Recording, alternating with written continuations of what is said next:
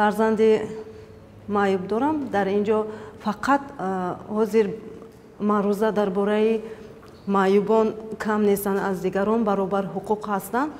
Дар ҳамин бора буд. ман аз гуфтушуниди шахсони ҳузур дошта хеле хурсанд ҳастам, шод ҳастам ва хеле дар бораи ҳуқуқи фарзанди худам, дар бораи ҳуқуқи худам хеле чизҳои хуб фаҳмидам. Ташаккур мегӯям ба ҳамаи ин ҷамъомадагоне ки мисол мана падару модару муаллимаҳое ки ба фарзанди мо таълим медиҳанд ва ба шахсоне ки омаданд ба мо ҳуқуқи худро боз ҳам хубтар фаҳмонданд.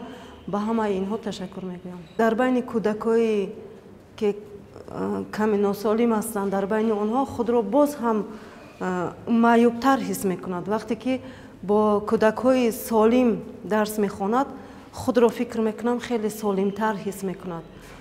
ва муаллимаҳо низ кӯшиш мекунанд ки онҳоро аз ҳамдигар ҷудо насозанд ва ёрдам метиҳанд барои ин.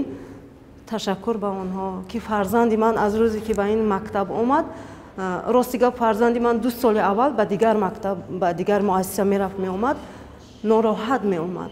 ман намеравам ба он донишгоҳ, ман намеравам, ман аз ҷудо